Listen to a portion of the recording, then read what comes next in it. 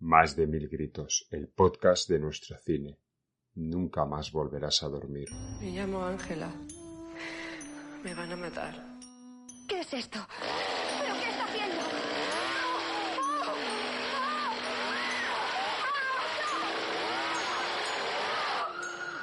Ya va, tienen que parar esa máquina, ya ha causado demasiados daños. ¡Quieto, quieto! ¿Por qué no razona? Habla de muertos que resucitan, de canibalismo. Cosas que se dan de patadas con la ciencia. La ciencia se da de patadas con muchas cosas y a veces pierde. ¿Por qué? ¿Por qué has hecho esto? ¿Por qué lo has hecho? ¿Por qué? Dime por qué lo has hecho. ¿Por qué? No es a mí a quien le gusta el cine, sino al cine a quien le gusto yo. Y recuerda, en la península nadie puede oír tus gritos. Pablo, grábalo todo. Por tu puta madre.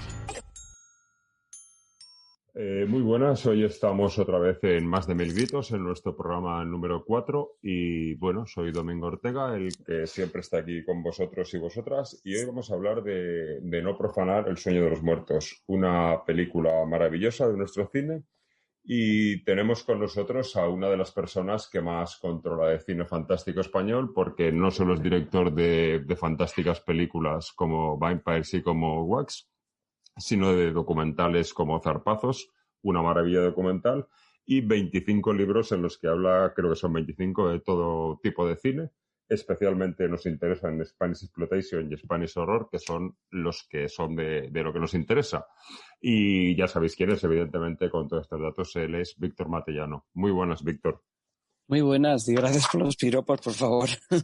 Bueno, muchas gracias. Gracias a ti por estar con nosotros, porque ya te digo, para mí es un placer contar con alguien que creo que es quien más sabe de cine por todo lo que comento, porque no solo eres crítico, sino crítico, director, también has hecho documentales como Regresa el Cepa, fuera del fantástico, pero que a mí es un documental que me interesó mucho, y ahora estás con Vampus Horror Tales, que es una película a la que tengo muchas ganas. ¿Y cómo está yendo esto? ¿Está yendo bien el lanzamiento? Sí, la cosa es lo complicado que ha sido. O sea, yo lo primero que valoro es el hecho del milagro de haberla hecho, porque aunque nosotros no nos suspendieron como tal el rodaje con la entrada del decreto del estado de alarma, porque nosotros lo rodábamos en dos partes. Esa primera parte la habíamos terminado, pero ya la segunda parte la tuvimos que retrasarla.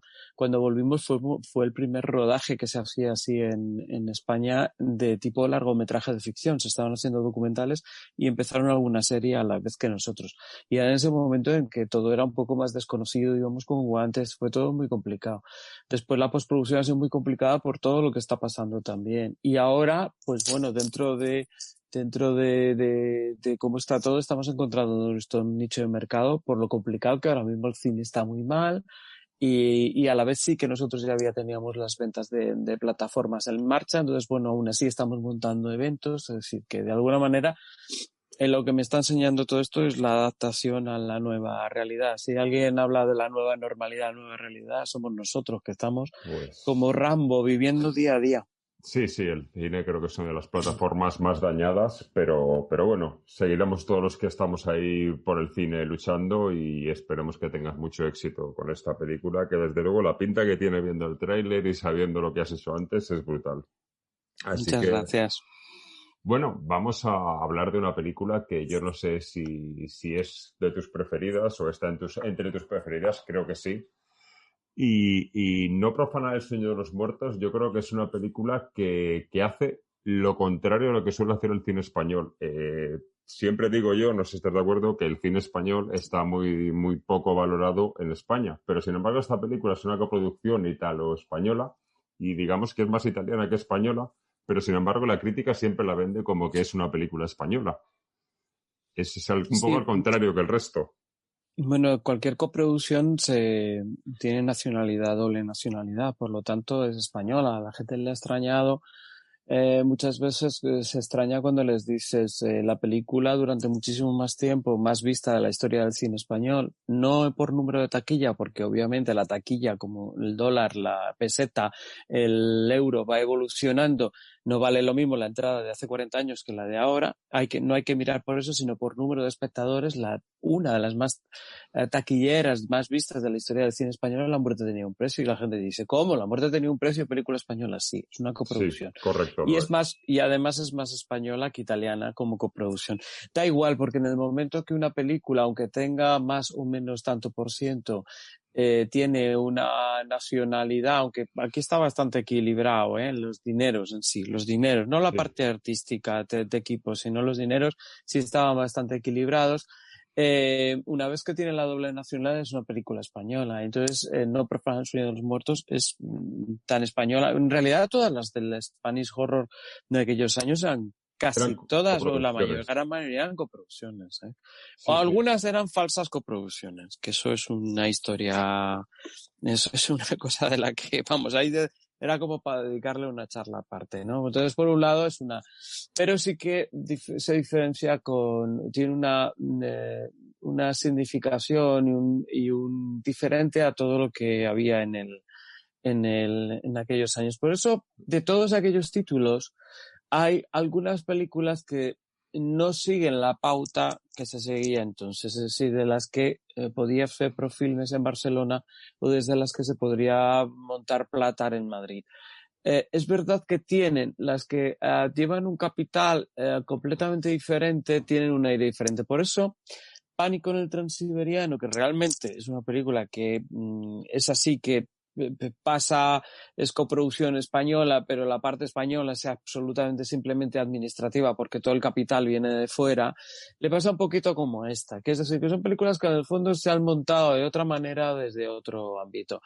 Esto tira un poquito tierra sobre nuestro tejado porque parece que aquí hacemos las cosas de otra manera, pero es que es verdad que aquí en aquellos momentos se hacían estas películas para una venta muy rápida y no se hacían a veces con un pensamiento muy claro. La diferencia es que Grau sí que tenía otro aire porque ya había trabajado mucho en Roma, había entrado un poco por todo el mundo de los Peplum y tenía con ellos otro tipo de aire. Por eso, No profanar el sueño de los muertos tiene una estética y un concepto estético que solo sería comparable en el caso de las películas de Larraz, por ejemplo, hechas en Inglaterra. Es decir, ni la sangre de No profanar el sueño de los muertos es como la sangre de cualquiera de las películas españolas de aquellos años, por poner un ejemplo, ni los efectos especiales son como cualquiera de las películas de aquellos años. Es decir, es un punto al que partimos, que tiene una sobreestilización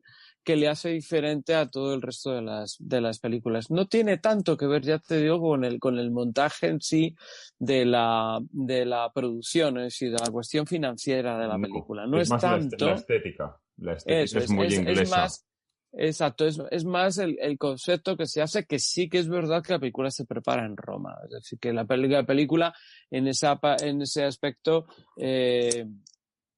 comienza, digamos, planteada desde Roma. Sí. Yo el acercamiento primero que tengo de la película es un acercamiento infantil, como muchos me imagino, y ese es el que me marca para toda la vida, porque hay una imagen que es la imagen de Isabel Mestres, que cuando le arrancan las vísceras y le arrancan el pecho los zombies. Sí. Que esa imagen, claro, es que cuando la pasaron por televisión yo tenía 11 años, es de las películas que había conseguido engañar a mis padres para verla, engañarles no porque me dejaran verla, sino, os lo he contado alguna vez, que cuando las pasaban en mis terrores favoritos, normalmente estas películas, los rombos, los ponían en los títulos de crédito. Y como tú sabes, en la mayoría de estas películas los títulos de crédito no aparecían al principio. No es el caso, pero yo normalmente utilizaba el truco de que distraerles en ese momento. Porque si había, porque si había un rombo me dejaban. Esta obviamente tenía 2. Pero aquí no sé qué pasó, que no se dieron cuenta, que coló hasta que, bueno, ya hasta que no vieron puede ser. Sí, no. Antes de esta escena ya me mandaron a la cama, pero esta escena la vi entre el hueco de la puerta.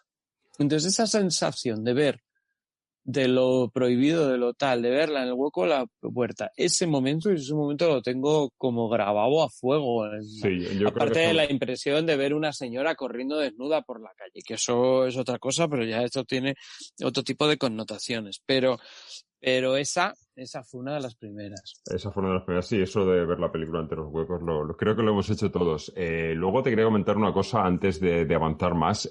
Yo no sé si esto, a ver, sí que sé que es, esta película creo que tiene el récord, no sé si oficialmente por el Guinness o simplemente se dice que tiene el récord, de ser la película con más títulos, porque ha llegado a tener 18 títulos distintos. En distintos países, incluso durante la creación tuvo 3 títulos. Uno que tenía el guión, otro que puso Crowe, que era El Valle de los Muertos. Luego se estrenó con el magnífico título El Profano de los Muertos. O sea, tiene montones y montones de títulos para una sola película y una película súper mítica. Sí, pero bueno, no es la única, ¿eh? Hay algunas de Polanski que si lo coges esa cosa es absolutamente impresionante la de veces. O sea, la propia La Marca del Hombre Lobo creo que tiene 5 o 6 por ahí. Yo cada vez que la veo tengo que ver y resulta... Y otra que ocurre mucho es con los Orlov y las películas de Jesús Franco, además, que se ha jugado mucho a la confusión. Que no es la primera vez que yo me he pedido algo al extranjero y ha venido y es una película que ya tengo. Que ya tenías, sí. Claro, es una cosa bastante común lo que ocurría, ¿no? Entonces, bueno... además a Grau, a Jorge le hacía esto mucha gracia porque además ni era ese título el original que había al principio de la película, después pusieron esto que lo dice él en un momento determinado y lo traducen al italiano, entonces pero no estaba tampoco no estaba tampoco, de hecho, a veces aquí ha llegado a la confusión, incluso en el título oficial, que se dice en unos casos no profanar y en otros no profanéis. Se juega con el mismo verbo, no está en todos los sitios igual. Y eso a él le hacía muchísima gracia porque ya en algunos sitios era le hacía mucha gracia, aunque algunos, bueno, como el inglés, pues tiene gracia, ¿no? Lo de los muertos vivientes de la morgue de Manchester. Bueno, sí, pues de acuerdo, esa, por ejemplo, de hecho, es bastante ajustado a lo que era, pero luego otros era un auténtico desmadre. Pero bueno, a mí con Vampires me han llegado, en Japón me la llamaron Red Inferno, un poco por aquello de Green Inferno, y encima en la carátula me lo plantearon como una película de caníbales. Han puesto una cueva y una... Sí. Justo para vender, y es porque yo creo que era la distribuidora de Green Inferno, y te hacen este tipo de cosas. Y en el momento lo que se lleva... es una película de arañas, te van a meter arañas. O sea, es que yo qué sé, por decirte sí, da igual de lo que vaya la película, van a tirar. Y entonces a él le hacía mucha gracia todo este rollo porque, bueno, pues era Grau era un tío muy simpático, muy socarrón. La verdad que todos estos tienen un aire mucho, como son muy supervivientes, tienen un aire muy socarrón, ¿sabes? Sí, y no es que él no se tomase las cosas en serio. Yo te digo que no, a ver cómo decirlo, ¿no? No es que no se las tomase en serio, que se las tomaba bastante en serio, pero tenía un acercamiento un poco más frío a este tipo de películas y precisamente a lo mejor eso es lo que se necesitaba, este tipo de cosas, porque a Martín, a Eugenio le pasaba lo mismo, que él cuando hace, por ejemplo, por Pánico del Transiberiano, se acerca a la película más como para hacer una película de aventuras. Y cuando se acerca a la película, no es... Jordi no era un especial amante del cine de terror, no. Él, digamos que es alguien que le gusta el cine, que sabe cómo tiene que fabricar el cine y que quiere fabricar una pesadilla. Esa pesadilla que él decía, que remitía mucho, que él desde el pequeño oía aquello de y los muertos te cogerán por los pies, que es un poco, que de hecho está luego en la película. Entonces, esa forma también de acercarse, es una forma que se acerca más a lo auténtico y que luego además que supongo que conoce la historia, le interesa en una segunda encuentro que tiene con Edmondo Amati, porque el primero con Edmondo Amati les echó a reír porque Edmondo Amati tenía ese rollo de ponerle el guión encima de la mesa y decirle ¿usted ha visto La Noche de los Muertos Vivientes? Pues esto es La Noche de los Muertos Vivientes pero en color. Pero en color, sí, quería hacer un poco ridículo. se me daba la risa Jordi, porque Jordi ya te digo que tenía un punto socarrón importante, ¿no? Tenía un punto en eso la tía. Pero quizá ese acercamiento, precisamente desde un punto de vista de una cierta frialdad, hace que se acerque al mundo de los muertos vivientes de una forma diferente, fría, y precisamente, ¿por qué triunfan? Triunfan porque él consigue darles por el lado estético una gama cromática absolutamente controlada, y por otro lado, que eso ya había hecho, él ya había sido incluso consultor de color con Sergio Leone. Él en El Coloso de Rodas y en los últimos días de Pompeya ya aparecía como consultor de color. Es decir, es el que ya ha controlado ese mundo, que luego lo hemos utilizado mucho, yo lo utilizo siempre en mis películas, que es prohibir el rojo, salvo la sangre. Yo prohíbo el rojo en vestuario y prohíbo el rojo en decorado, salvo los elementos que quieres que se ligan a la sangre. Aquí era la máquina y un coche. El coche y la máquina de levantar, que levanta a los zombies, es roja, y porque está aliada a la sangre. Eso por un lado, o sea, esta es la cuestión conceptual. Y luego, lo que consigue, que hasta entonces no lo habíamos visto nada, que un poco en la película de Romero, es por qué los zombies son muertos que estaban en una morgue y que han salido de una morgue. Por lo tanto, tienen que tener costuras, tienen que tener realismo, los que están dentro de una cripta tienen que parecer que realmente llevan un tiempo enterrados. Tienen que tener el rigor mortis, esa cuestión de los movimientos que hasta entonces no se había visto en el cine. O sea, esos dos grandes hallazgos de Jordi, que es cosa de Jordi, que eso es cosa de Jordi absoluta, aunque estaba luego Gianetto de Rossi para hacerle los maquillajes, pero es cosa de Jordi. Sí. El mundo físico real de los actores, y la cuestión que es lo que más nos inquieta, aparte del sonido, que el sonido es maravilloso, porque se da cuenta que no hay música, realmente lo que hay es una especie de constante, una especie de fondo, foley, barra, sonido. Esas tres combinaciones con una utilización del color que entonces no habíamos visto es lo que te inquieta, porque tú, claro, veías la sangre de Christopher Lee, era una sangre como de pintura, en cambio llegó esto. Esto es una sangre, sí. Perdona que te voy cortando, no te estoy dejando ni meter preguntas. No te perdona, pero todo lo que yo tengo aquí como que quería comentar es lo que tú estás sacando, o sea, que estás yendo a lo que yo te iba a proponer, porque sí, la fría fotografía, quería hablar de ella, que es muy inglesa, los rojos esos que destacan, el movimiento de los zombies, que a mí, por ejemplo, la primera aparición del primer muerto, que es Fernando Hibbler, que el muerto mojado, sí, el que se ha ahogado, sí, es sobrecogedor. ¿Cómo se mueve? El hecho de que esté húmedo. Sí, además mojarlo tanto que sí, es ese tipo de detalles. Ese tipo de cosas que parece que pasen desapercibidas, pero que están ahí y te crean que la película te inquiete. Y luego también hay una cosa que a mí me es muy curiosa, que es muy curiosa en relación a esto de que querían hacer la noche de los muertos vivientes, pero en color, que tiene mucho de crítica social con esto de la maquinaria y todo lo que hace la máquina y cómo pretenden acelerar la naturaleza para que haga cosas que no hace, y esto destruye. Y esta crítica social es lo que luego ha tenido Romero, que parece que este hombre lo copiara, que Grau lo copiara, pero no, Romero lo había hecho en una película y luego Romero lo ha hecho en todas, pero todas ellas tienen crítica social a lo que en cada momento pertenece. Yo creo que de todas maneras la cuestión de la crítica social dentro del mundo zombie casi aparece desde los tiempos de Turner, ¿eh? O sea, que de alguna manera se prestan, todos los monstruos se prestan a la cuestión de la cuestión, por ejemplo, del minusválido, del diferente, del incomprendido, como es en el caso del monstruo de Frankenstein y demás. Pero la amenaza colectiva y que lo estamos viviendo ahora, esto mismo que estamos viviendo en la pandemia, tiene que ver con una película de infectados, una película de zombies. Tenemos un comportamiento muy parecido en muchas cosas que está ocurriendo. Yo creo que ha estado siempre muy claro. Lo que pasa que hay un momento en el que se acentúa más, y sí que si bien en la de Romero ya de alguna manera ya he apuntado interesante el mundo del mensaje ecologista que aquí meten, resulta todavía un poco Es magistral. más potente, ¿no? Sí, Es sí, es muy... magistral, ¿no? Y luego esto que dices de que estamos ahora viviendo un momento así, es verdad que yo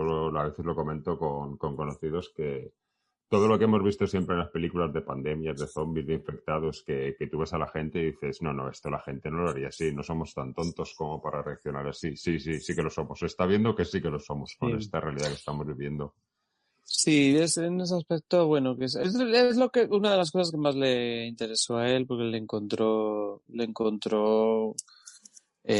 un plus a la historia, ¿no? Porque en las películas de Jordi, si ves, por ejemplo, Ceremonia Sangrienta, ocurre lo mismo, que no tienen nunca el comportamiento común de una película de terror, ¿no? Sí que tienen otro tipo de cosas y otro tipo de pluses, y eso es lo que ocurrió también con esta al plantearla, ¿no? Y al que, bueno, pues Amati venía de distribuir, venía de ganar dinero con las industrias cárnicas y no era un señor de cine como tal, aunque luego sí que ha sido una saga de cine, hasta el nieto, que yo al nieto lo he conocido y de hecho estuvimos a punto de hacer un proyecto juntos y tal, y Mati después a partir de también de la película de Grau, que ya entonces estaba coproduciendo con España, coproduce muchas veces con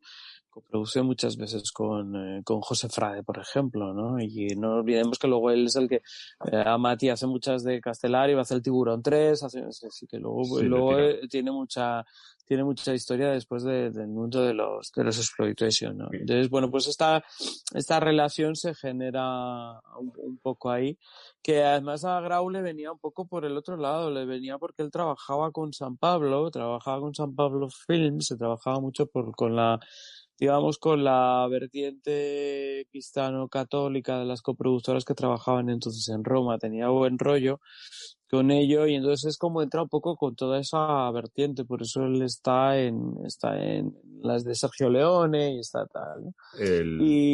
Y en cualquier caso sí, lo que sí que él como siempre tiene vocación de hacer otro tipo de cine y un cine digamos un poco más personal y siempre que le han dejado ha hecho un cine muy personal. Yo creo que él siempre ha tenido la voluntad además de no hacer películas digamos puramente como entenderíamos de un punto de vista absolutamente comercial puro y duro, sino que le han intentado darle un toque muy personal y por eso esta también lo es. Piensas que, no sé si estás de acuerdo, pero yo creo que igual eso le influyó a Jordi Grau en su carrera de las dos películas que hizo de cine de terror, el que estén tan bien hechas y que sean tan potentes, el hecho de que él no sea un fan del cine de terror y por tanto no se deje influenciar por lo que todos hemos visto mil veces y lo que nos apasiona a la hora de crear, que él crea desde otro punto de vista distinto de, como te comentabas, a simplemente un creador, no un fan del terror. Y por eso me remito otra vez, perdona que le cite tantas veces a Eugenio también, porque Eugenio, a otra manera, le ocurre lo mismo, es decir, si no es exactamente el cine que quiero hacer, haga de ello lo que yo querría hacer, ¿no? Es esta cuestión, o sea, ellos tienen otras voluntades, porque no tienen un acercamiento, ya te digo, no tienen un acercamiento como tal de un amante del género, sino yo soy un profesional. Si tengo que hacer un musical, hago un musical. Si tengo que hacer un drama, hago un drama, pero luego desde un punto de vista personal y hago una marca personal. Y yo eso es lo que consigue él. Pero no solo consigue la marca personal, sino que además marca un marchamo de calidad. Entonces, bueno, porque si ves, es que en No profanar el sueño de los muertos funciona todo. Lo único que no funciona y que ha quedado, el otro día viéndola para vosotros, para hablarla aquí, la suelo ver una vez al año, pero yo tengo una ventaja muy grande, es que aunque se me queda todo bastante fijado, las vuelvo a vivir como si fueran nuevas, siempre descubro cosas. Y el otro día me di cuenta, es verdad, que lo que sí que ha envejecido un poco es el mundo fotográfico de los zooms que hay al principio. Hay un abuso al principio de la película y el montaje está un poco precipitado al principio, pero luego se va amansando mucho. Y todo está un poco más directamente, bueno, pues más calmado, ¿no? Y más acorde con las interpretaciones que son muy buenas, están muy bien dirigidos los actores y vuelvo a decir la gran estética el gran hallazgo de la película es el espacio visual y el espacio sonoro. Sí, el espacio sonoro funciona muy bien y no he pensado antes en decirte que cuando, por lo que cuenta el propio Grau, cuando hablabas de la banda sonora, una de las composiciones que tiene la banda sonora, uno de los elementos que se deja oír en esa banda sonora, que apenas es perceptible, pero que está ahí, es la voz del propio Grau gimiendo. Claro, sí. Pues se utilizaba muchísimas veces. Bueno, pero es que esto nos pasa un poco con el cine español, que somos un poco Juan Palomo, lo que acabamos haciendo. Todos aparecemos en algo en estas películas más de lo que aparece. A mí me han dicho alguna vez, tú no has salido, digo, yo salgo más de lo que tú crees, digo, pero no me veis, pero luego muchas voces que hay ahí lo haces, acabas haciendo tú.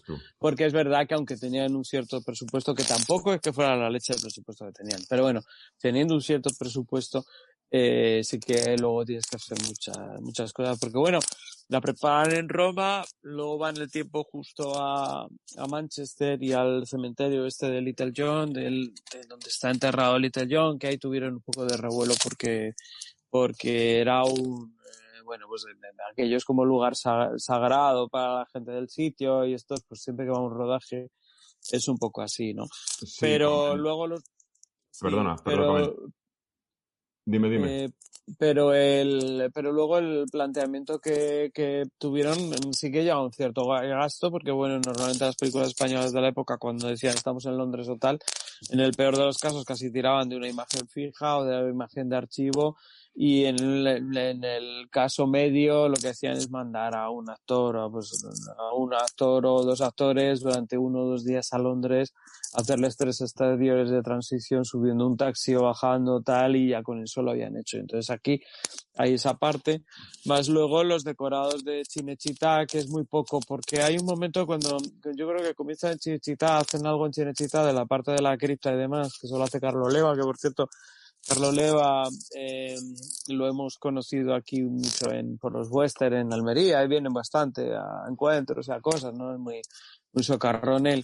Y cuando ya vuelven de Inglaterra por algo, tendrían que por sistema de la coproducción deberían de haber continuado en Barcelona, pero misteriosamente yo no sé por qué no vuelven a Cinecittà. Bueno, pues será porque por la parte de la coproducción había que gastar algo aquí, vienen a Barcelona, pero en Barcelona, que yo creo que lo irían a hacer en los estudios de los Balcázar, que es donde normalmente se hacían este tipo de cosas, el Conde Drácula, Jesús Franco, este tipo de cosas, pues no se vienen. Entonces cuando se vienen a Madrid, ¿no? Improvisan un poco, y el rodaje en Madrid, que es un rodaje bastante interesante, porque los estudios de cinearte de la Plaza Conde de Barajas no utilizan el plató como tal, es un buen documento esta película, porque recuerda cómo estaban esos estudios, por su parte, digamos, estructural, por su digamos,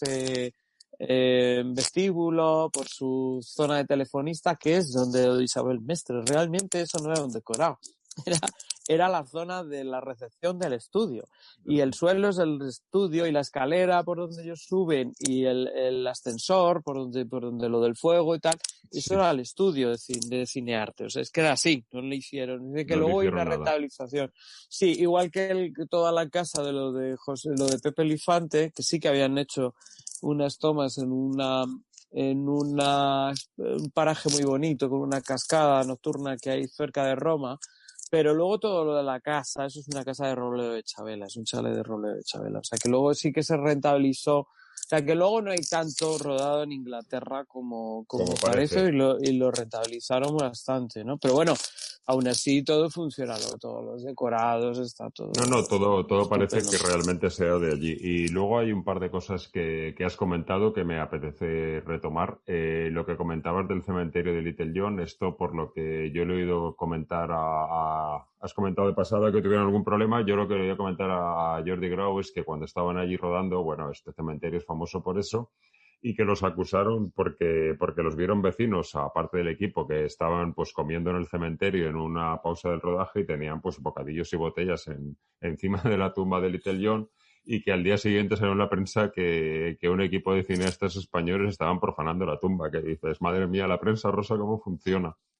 Sí, mira, a mí nosotros, a ver, yo he rodado en cementerios, y Vampus he rodado rodamos en el cementerio inglés de Carabanchel. Ocurre una cosa, que a la primera media hora todos estamos muy respetuosos y es normal, porque bueno, te da un poquito de impresión y más de noche un cementerio, que esto rodaban de día. Pero bueno, nosotros de noche, encima, te puede generar un poquito más de respeto. Después, a la media hora, tú estás en situación de trabajo. Y en situación de trabajo, lo normal, por eso está ese dicho de nunca dejes tu casa por un rodaje. En situación de trabajo, no es que la gente sea descuidada ni nada, sino que en algún momento tú te tienes que sentar. Te relajas. Tienes que dejar la botellita de agua en algún sitio porque es normal, luego la recoges, pero es normal. Entonces, si te hacen la foto sentado, como yo tengo alguna foto de rodaje de estar sentado en una tumba con la botellita al lado, hablando con alguien, encima, pues claro, si te ven los familiares de la tumba X, te dicen, fíjate que nosotros cuando vamos ahí a verlo, tú no tienes esta significación que puede tener. Y eso, no por eso ni rompes nada, pero que es lo normal, porque tú estás... Sí, pero que luego te ven como que eres algo raro. No, pero que cuando llevas 1 hora, 2 horas, tú ya obvias que hay cosas debajo de las lápidas, ¿no? Tú no, decir que estás en una situación de concentración de tu trabajo y estás en un decorado. Para ti te parece un decorado. Sí. Entonces, bueno, siempre con respeto, pero que con respeto te puedes sentar en una tumba. Entonces, claro, si te hacen en ese momento la foto sentada en la tumba, dicen, joder, estos... y no, bueno, pues es que ya no te impresiona, ya no te tal. De hecho, nosotros, por ejemplo, hay un momento en el que Saturnino tuvo que cavar en una tumba que no tenía lápida. Pedimos permiso y cavó. Pues 1 metro más para abajo había. Y yo pregunté, de hecho, digo, ¿pero esta está vacía o solo tiene tierra? Y me dijo muy discretamente, no le dijimos nada a Saturnino, que no salga esto de aquí de España, no le dijimos que había, pero yo sabía que 1 metro más para abajo había algo. Entonces yo le dije, bueno, no se lo digáis que le va a inquietar, pero bueno, pues cavas. Y no hay nada. Sabemos dónde estaba cavando. O sea que bueno, les puedo entender. Lo que pasa que es verdad que allí tienen un concepto no solo turístico, sino casi sagrado de la tumba de Little John, que hay mucho que hablar, porque eso de que la tumba de Little John, bueno, pues tiene a Little John, eso es una cosa que luego está la leyenda, a ver si realmente está ahí, pero bueno, ellos lo tomaron. Lo que sí que es cierto, que esto es un poco común a las películas de la Raz, es que, claro, ese tipo de... Hay algo que nos provoca a todos siempre un poquito de... y en esto siempre he sido muy... Yo lo he intentado aplicar y yo creo que es una de las cosas que funciona en la película. Es el mundo de que tú cuando estas historias las estás contando en un cementerio católico, para los españoles no funciona igual. No sé por qué no genera, salvo que tú estés diciendo que es Madrid o que es España, no genera la misma credibilidad que ver ese tipo de arquitectura muy celta cuando te están contando la historia. Por eso las historias, por ejemplo, los cementerios de las películas de la Raz también funcionan también, porque sí que son cementerios de estos. De hecho, nosotros por eso buscamos un cementerio británico, porque los o anglosajón, bueno, internacional, porque en este caso hay tumbas de todos, porque no tienen la misma forma que Los Ángeles y las cruces católicas, que eso era lo común para utilizar en el cine español de la época, aunque normalmente lo que hacían era ir al cementerio civil. En el caso, por ejemplo, de La Noche de Walpurgis, es el cementerio civil de Madrid. O sea, intentaban que tampoco fuera el católico. Pero quizá no tanto por una cuestión estética, fíjate, como porque no te daban permiso. Tú no podías rodar una película de terror en la parte católica, tenías que rodar en la parte de los republicanos y de los suicidas. No como que era menos grave. Como que era menos grave. Entonces, entonces eso funciona muy bien. O sea, el cementerio, además está muy bien integrado el decorado de Cinecittà con la salida, que es una salida, yo creo que tienen de alcantarilla normal ahí, que tiene al lado de la cripta, con la salida de la cripta. Si tú ves la cripta, siempre que está la puerta y ellos atrancan la puerta, está la parte de arriba, digamos la parte de la casa de la caseta, digamos, del guarda, y luego la parte de la cripta. Siempre que atrancan la puerta tú no ves una relación interior-exterior porque obviamente no es el mismo sitio. Pero está muy bien, pero como está tiene bien integrado, muchísimo... Claro, porque Jordi en esto tenía un oficio tremendo, ¿no? El cementerio queda magistral y otro sitio que para mí, otro punto fuerte de la película para mí en cuanto a lo estético es la salida de los cadáveres del hospital cuando los sacan en esa especie de ataúdes, que yo no sé si esto existía realmente cuando los meten en esos nichos que hay en los camiones. No sé si esto existe o se hizo para la película. Yo me lo he preguntado, me lo he preguntado muchas veces, y no sé si, de hecho no sé si eso existía algo parecido realmente, o que nos siniestro. está, claro, es que nos está dando a entender que alguien sabe lo que pasa. Eso es muy interesante. ¿Por qué les sacan así? Porque sí, no sé, o sea, quiero decir que puede ser una cosa estética de Jordi, de Carlo. Decir, oye, mira qué chulo, porque es por un lado está el rollo metálico y por otro lado se les ve la cara. Pero puede ser como para que lo saben y para encerrarlos y que no puedan salir de ahí, quieres decir. Claro, pero es que te da un condicionamiento a la narrativa muy interesante, porque te está diciendo al espectador como guión, como narrativa, que estos tíos sabían, que alguien sabe algo. que estos hay que tenerlos atados, que no se les que no se levanten, sí. Y por otro lado, creo que también una cosa que es potente de la película, que yo no la recordaba y cuando la vi para hacer este programa, cuando la revisioné, porque hacía un año que no la veía, el hecho de sumar a los niños que están vivos, que no están muertos, pero el sumar a los niños recién nacidos como parte de su inocencia, que pueden entrar en este juego de infectarse en lo que sea que está ocurriendo, también me parece algo muy, muy cañero y que es difícil de hacer porque tratar a los niños en el cine de terror es complicado porque es difícil que sea bien visto, quiero decir. Sí, completamente. Siempre es muy... En ese punto es absolutamente... Bueno, siempre, además ha cambiado mucho la mentalidad con ciertas cosas, tanto por el avance de los derechos de las cuestiones de la mujer, el avance de los derechos de la mujer, y ocurre mucho con la protección de los niños, que hay ciertas cosas que ya, pasado el tiempo, ciertas imágenes, bueno, pues evolucionado. La película esa de Peter Bogdanovich del francotirador dentro del cine, aquella de Boris Karloff, sí. La volví a ver el otro día, un disparo en la cara a un niño, que es una cosa que dices, eso ahora mismo... No se haría. No nos dejarían bajo ningún concepto. Vamos. No, parece que esto es algo que no se puede hacer y que antes se hacía y no ocurría nada, pero bueno, es algo que se hace ahí. Y otra cosa que has comentado, que no he tenido tiempo de replicártela, cuando comentabas lo de que los muertos te cogerán a los pies, que comentaba Grau. Lo que comentaba Grau, por lo que yo oí, es que esto se lo decían sus padres a él para que se portara bien, para darle como miedo y como tal, y decía, joder, con los padres, vaya telita. Pues fíjate, es una cosa que yo comenté con Jordi alguna vez que era realmente lo que a mí me daba miedo.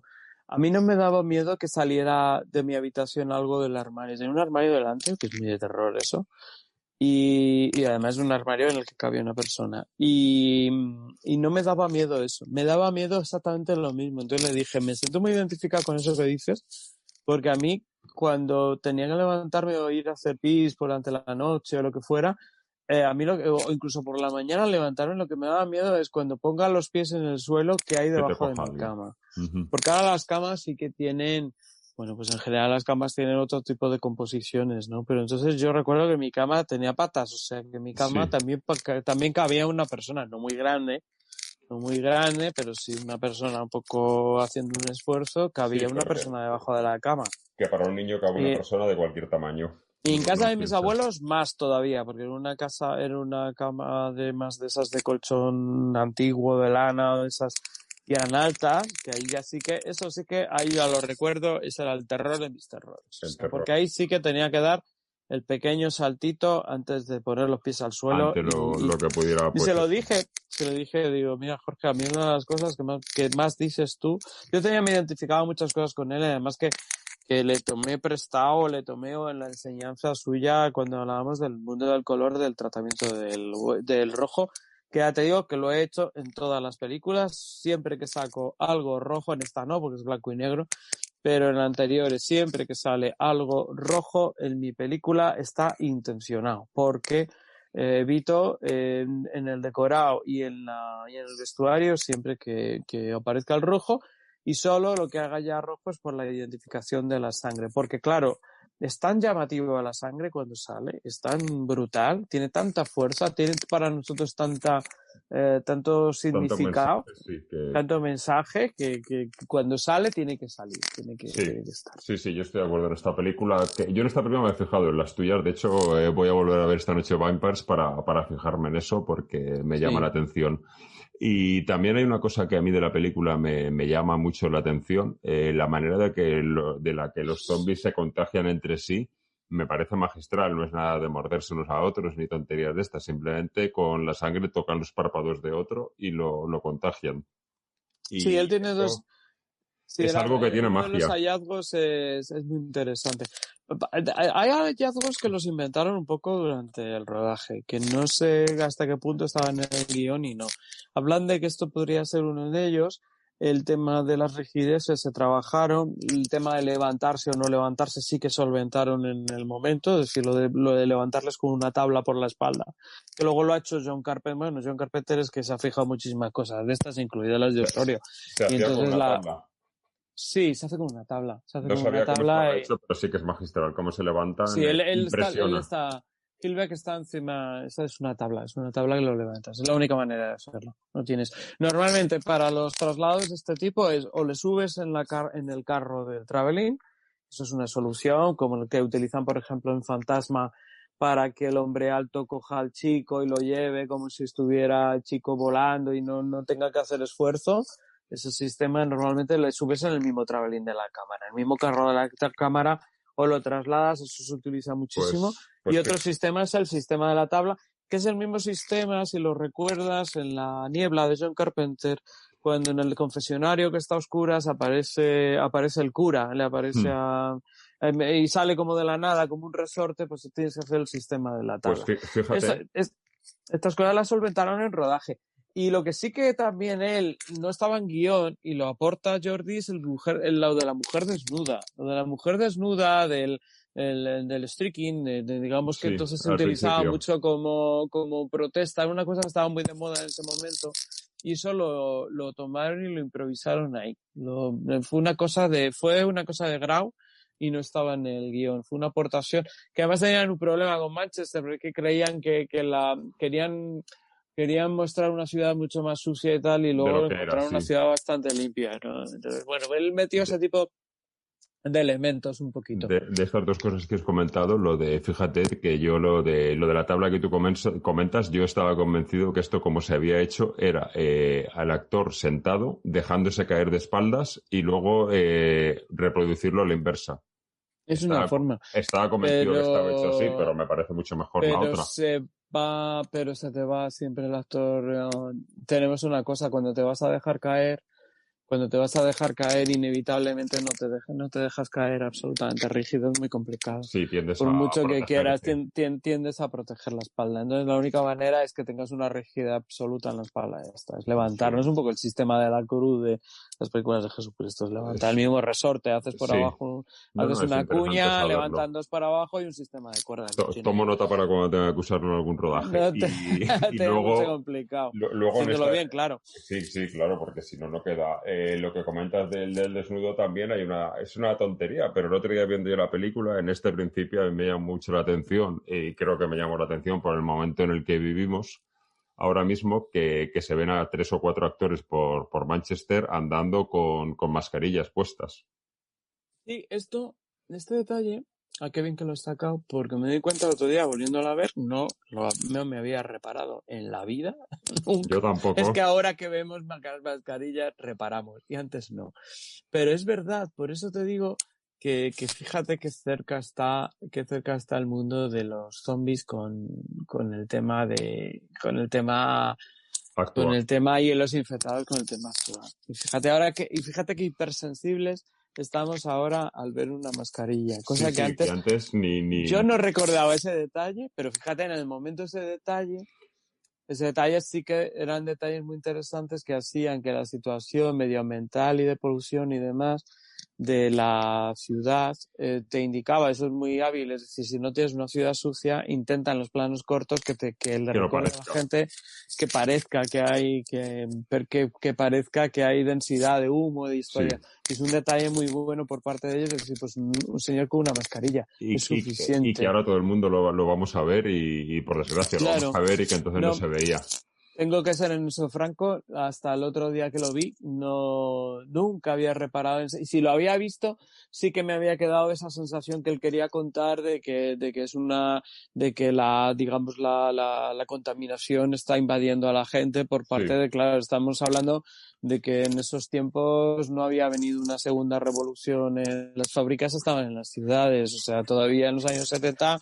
ese mundo de crear polígonos industriales como tal los conocemos hoy no existía una conciencia medioambiental y tú tenías entonces cualquier tipo de taller, las gasolineras estaban en medio de las ciudades de cualquier manera, los talleres obviamente, se utilizaba el carbón todavía en el año 74 donde se rueda esto, 74-75 se utilizaba el carbón también como fuente de energía y bueno, pues sí, cuestión de los hidrocarburos, entonces era bueno, o sea, lo del rollo de los gases, vamos, todos recordamos aquellos autobuses que sacaban ese humo negro terrible, ¿no? Sí, era muy de la época. Una época de todo vale. Y no sé si sabes que esto es una cosa que yo lo dudo, no tengo conocimiento de esto, pero bueno, tú como has hecho historia de nuestro cine, ¿esta es la primera película española de zombies o hay alguna anterior?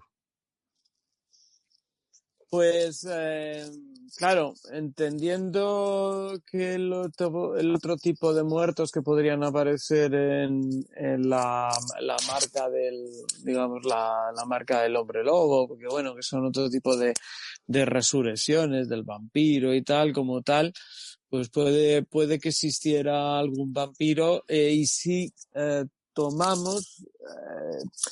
en Gritos de la Noche nunca se nos llega a decir que es Morfo.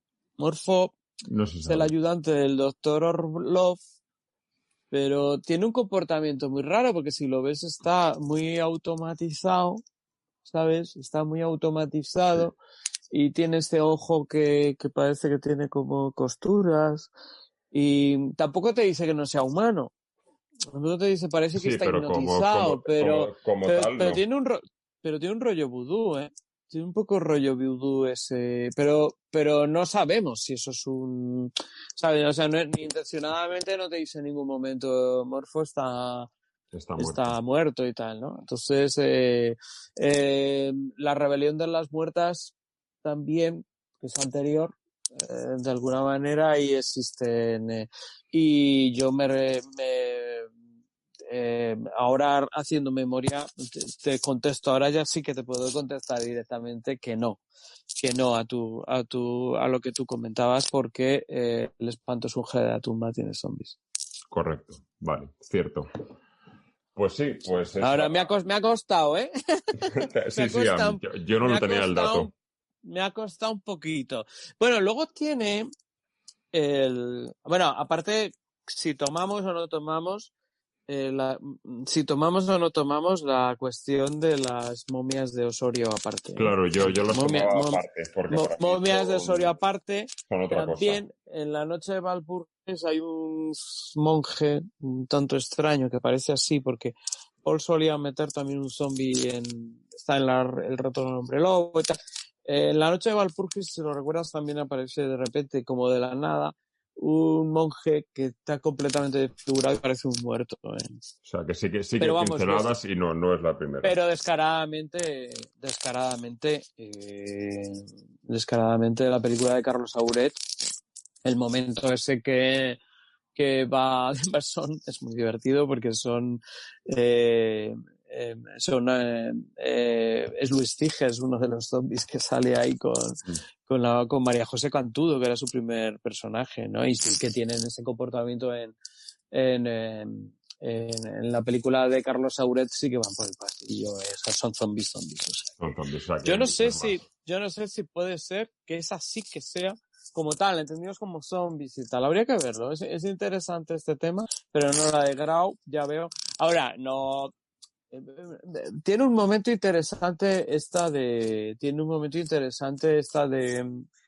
película de Carlos Saura ahí, pero como la de Grau. Y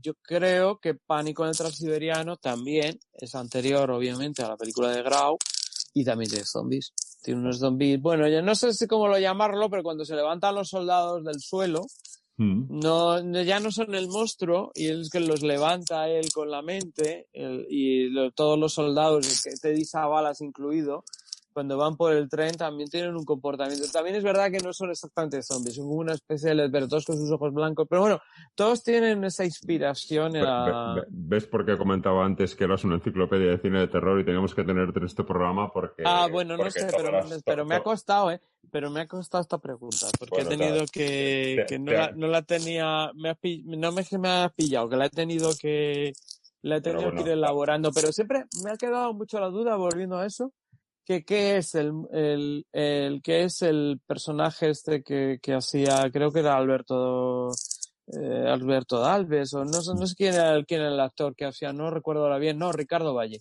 El personaje que hacía Ricardo Valle en Gritos en la Noche, porque nunca me ha quedado muy claro que el ayudante ese, ¿qué es? ¿No? Siempre que veo la película digo, no me queda a mí, sí, el ayudante, pero el ayudante, ¿qué es? ¿Es un vivo, es un muerto? Que me ha llamado mucha atención ese personaje, ¿no? Muy bien. Pues no sé cuánto tiempo llevamos de programa, no sé si nos queda algo más que analizar. Yo creo sé que no. Una cosa que sí que querría decir al final de esto, que me parece es muy interesante, es un poco la reflexión de cómo son acogidas las películas entonces y cómo son acogidas ahora. Nuestra percepción que tenemos de no profanar el sueño de los muertos ahora no es la de la época, para nada. Y eso me lleva a una... Grau siempre decía que es que se estrenó en un momento muy malo, que era un momento en el que ya el cine de terror, esta fue de las últimas décadas de los años 70, de las últimas de eso, ya pasó un poco desapercibida, la recepción de la crítica fue indiferente, no fue tampoco mala, pero no fue muy buena. A él no se le valoró muchísimo y económicamente fue una de las de más baja recaudación del Spanish Horror, o sea, tenía como 3 veces menos recaudación o 4 que La Noche de Walpurgis, por ejemplo, o sea, hizo muy poquito, ¿no? Entonces me gusta esta reflexión. ¿Cuándo empieza otra vez a tomarse esta película y reinventas? Pues en el pase de Chicho Ibáñez Serrador del año 81-82. Ahí es en el momento en el que esta película vuelve a verse, ahí es donde se revaloriza, donde empieza a coger en mis terrores favoritos, y a partir de ahí es donde se llega al miticismo que llegamos ahora. Pero que pensemos que es curioso que muchas de estas en su momento no fueron las que, entre comillas, algunos de los aficionados más denostan ahora, o menos las hacen tal, fueron las más vistas, y todo lo contrario. Precisamente las que consideramos que tienen, bueno, pues una calidad o un tal, no son precisamente las que en su momento ni llamaron la atención más ni tuvieron una recepción crítica. Sí, y esto me llega y eso me lleva a la reflexión de que, bueno, que muchas veces yo relativizo cuando a mí me ha pasado incluido, pero le ha pasado a otros compañeros y a todos, pues muchas veces algo que hacemos no llega o no les interesa. Yo siempre pienso, bueno, quién sabe si dentro de unos años esto precisamente alguien las redescubrirá. A lo mejor nadie las redescubre, no pasa nada. Pero pasa con esta película. Te digo que esta es una reflexión muy interesante porque no perfora el sueño de los muertos, porque ahora la tenemos todos en un pedestal. En su momento, en el año 75, pero sin pena ni gloria y del montón. Pasó como una película absolutamente del montón, ¿eh? Pero eso es Otra solo cosa aquí. es que se vendió en todas partes, ¿eh? Se vendió en todas partes. Eso iba, eso solo aquí donde Sí, pero la venta fue una película que, bueno, fue rentable porque se vendió en muchos sitios. Y entonces, si tú sumas muchos sitios a poquitos, te hace mucho, ¿vale? Que esto nos pasa mucho con las películas, que las vendemos en muchos sitios internacionalmente, pero son a poquitos. Pero fue a poquitos, ¿eh? No fue una película que en su momento rompiera mucho. También, bueno, aunque tenía muchos puntos de innovación, no fue exactamente eso, fue un interregno ahí, no había llegado tampoco el American Gothic a su punto el final del American Gothic es un punto de esplendor, es decir, sí, que no sé, sabes que estamos hablando del 79 cuando pega la cosa otra vez, y cuando entra todo todo el boom de los slasher y todo esto.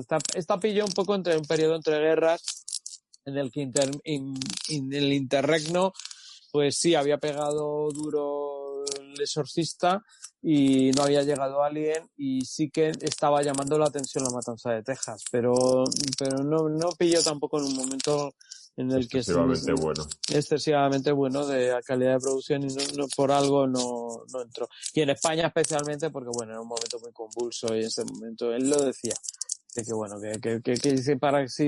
él jugaba y bromeaba mucho con ellos, dice, si teníamos un zombie agonizando todos los días en la tele, que era Franco, pues ¿qué queríamos?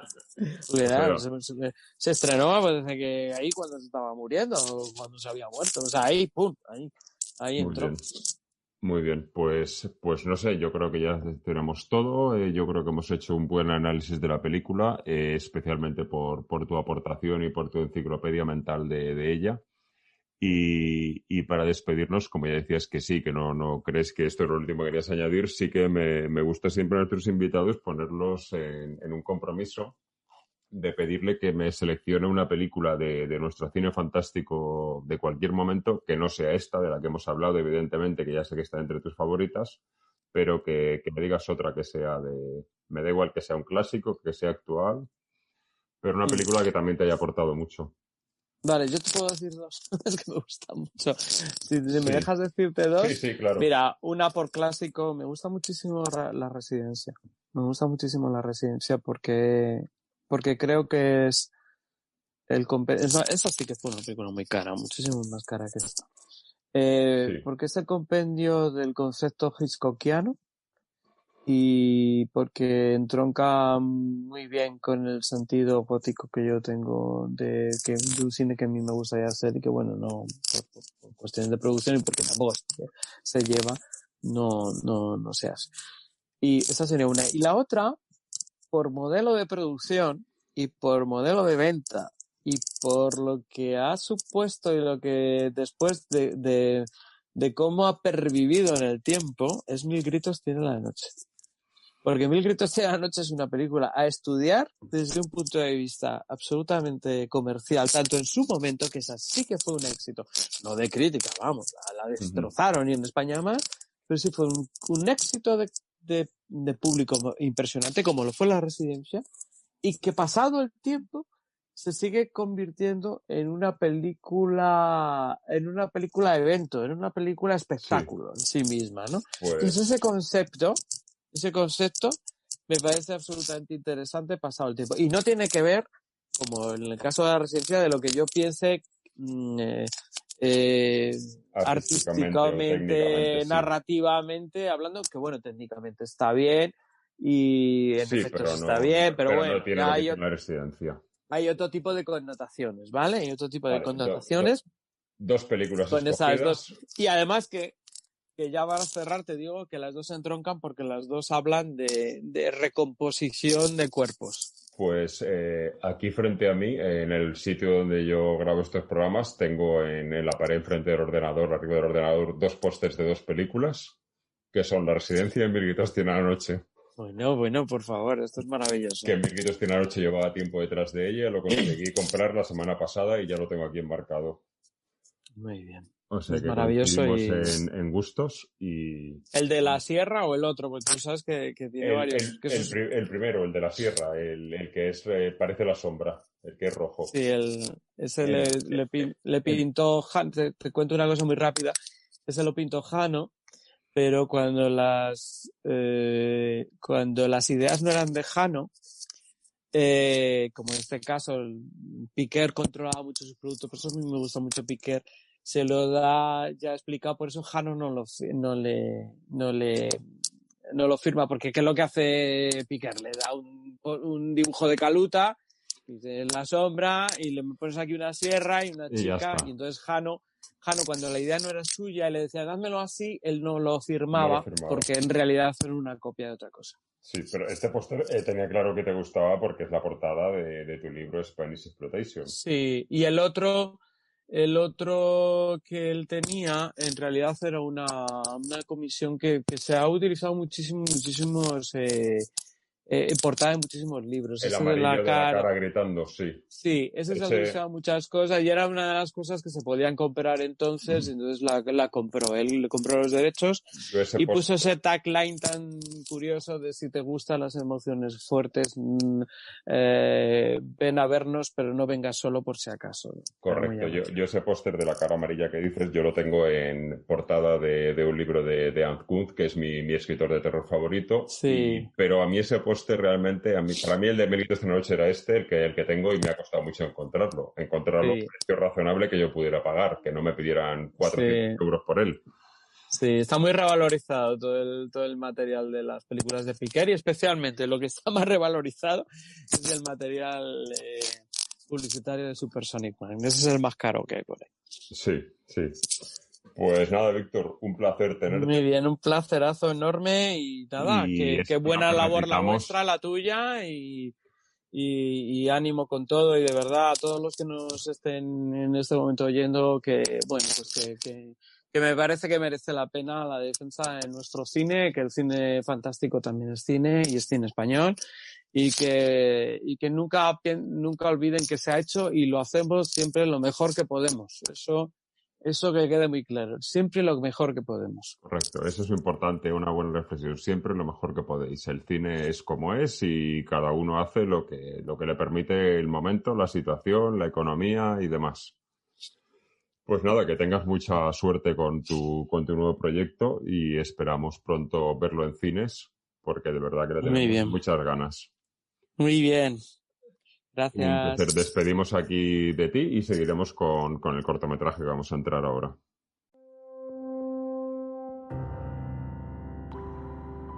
Cuando tenía 14 años, mis padres murieron. Poco después vino por primera vez. Dolió.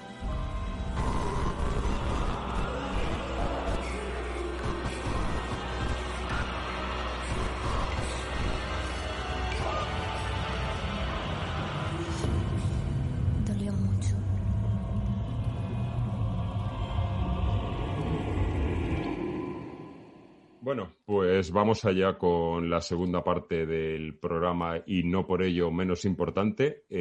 Vamos a hablar de un corto, como no puede ser de otra manera, con su creador, con un cortometrajista. Creo que muy importante su carrera a día de hoy. Ha hecho muchas más cosas, pero bueno, lo importante son sus cortometrajes, que si no me equivoco tiene ahora mismo 4 cortometrajes. Empezó con Tus gritos me dan risa y acabó, por llamarlo de alguna manera, acabó hasta el momento con La colleja. Pero hoy vamos a hablar sobre su corto anterior, Gotas. Un cortometraje que para mí es un gran cortometraje y lo tengo siempre entre mis favoritos en general. Y él es, como todos sabréis ya, Sergio Morcillo.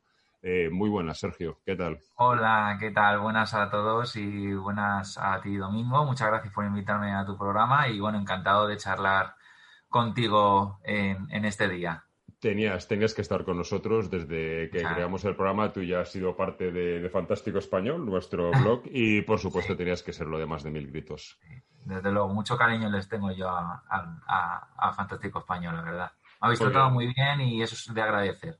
Bueno, te hemos tratado muy bien por 2 cosas. Primeramente, porque haces cine del que nos gusta y el que admiro. Y segundo, porque cuando tuve la oportunidad de conocerte en Sitges, que hemos coincidido un par de veces, pues demostraste que aparte de un gran director, eres un tío de puta madre. Entonces, pues tienes que estar aquí con nosotros. Igualmente. Bueno, no sé si me he dejado algo de tu presentación, no sé si me he dejado algún cortometraje, yo creo que no. Ha estado... son 5. Es Tu grito me dan risa, Metamorphose, You're Gonna Die Tonight, Gotas y La colleja. Vale, perfecto. Pues son más, pero bueno, lo que es cortometraje, los que son más cercanos, son 5 en total, sí. Bueno, pues ¿por qué he escogido hablar de Gotas? Que para mí, me vas a perdonar lo que te voy a decir, pero para mí es de los cortos que yo considero que me gustan de tus cortos. Si analizo tu carrera, para mí es mi segundo corto favorito, pero aún así quería hablar de este y no del primero. Muchas gracias, hombre. Eso es un placer escuchar estas palabras. ¿Por qué pienso que es el del que había que hablar? Pues bueno, si no me equivoco, y si me equivoco, por supuesto me puedes corregir, tu filmografía siempre ha estado muy ligada al slasher, que creo que es uno de tus géneros favoritos.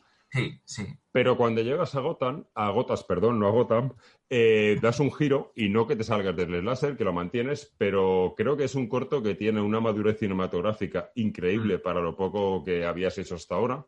Sí. Una madurez cinematográfica que es pues de alguien con muchísimo más trabajo de lo que tú tienes. Y porque creo que también es importante, tiene un giro hacia que no te quedas solo en slasher, sino que vas más allá y también tiene algo de crítica social. Total, exacto.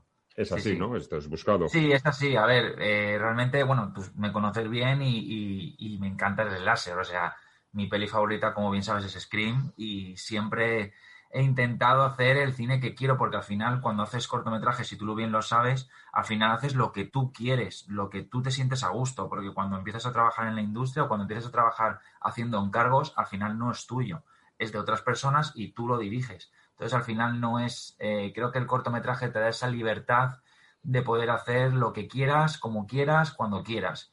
Entonces, sí que es cierto que durante muchos años me he ligado mucho al slasher. O sea, es algo que me sentió siempre muy cómodo, pero porque me gusta mucho, me considero una persona que sabe mucho de este tipo de subgénero y me gusta trasladarlo a la pantalla, simplemente. Pero sí que es cierto que con Gotas, bueno, todo ocurrió cuando conocí a Santiago Taboada, que es el guionista del corto, que para mí es como un hermano, es un guionista fabuloso, que escribe unas historias impresionantes, súper dramáticas y a la vez te da ese toque de terror que no esperas. Nosotros para hacer el marketing de Gotas lo vendimos como un producto fantástico, no de terror.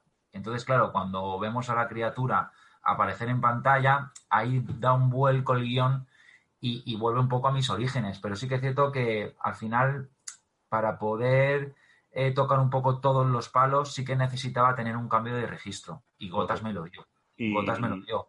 ¿Y ese cambio de registro de girar hacia esta crítica social es una decisión tuya o es una decisión del guionista o de los dos? Porque bueno, película... era un poco un mix de los dos, Domingo. Al final, yo cuando me reuní con Santi tenía una historia real de una chica que fue maltratada y abusada, bueno, la abusaban de ella y tal, y me pareció tan traumática esa historia que al final, por desgracia, ocurre mucho en la actualidad y siempre, a ver si un día, por Dios, se acaba de esto ya de una vez, pero me causó tanto impacto que dije, wow, me encantaría poder llevarla a la pantalla esta historia y aparte crear monstruos, porque al final las personas que más te hacen daño son tus seres queridos y esas personas son unos auténticos monstruos. Correcto, se esconden dentro personas súper creepy, ¿no?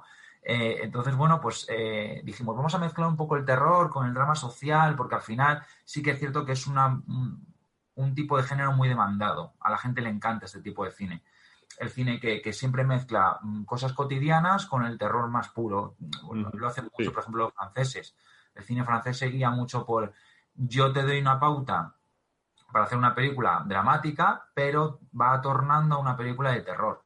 Y Gotas sí que es cierto que bebe mucho de ese tipo de cine también, no por lo gore, sino por el drama social que tiene interno. O sea, es muy interesante. Es muy interesante ese giro y a corazón de esto, no sé si... Bueno, yo más o menos sigo tu carrera, sé la cantidad de selecciones que sueles tener en tus cortos. En esta, si no me equivoco, rondaba los 160, ¿puede ser? 130. Estamos ahora en 131, creo. De esos 130, esto es algo que siempre me interesa saber. De esos 130...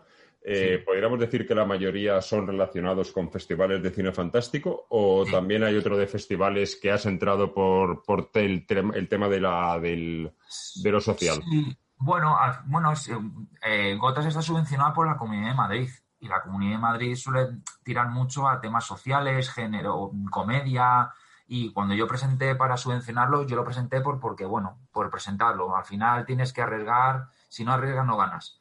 Y justo una semana de rodar Gotas nos mandaron una carta de que nos habían subvencionado el corto. La verdad es que para mí fue una noticia impresionante y para todo mi equipo, por supuesto, porque al final ser subvencionados por la Comunidad de Madrid... No es cualquier cosa, sí.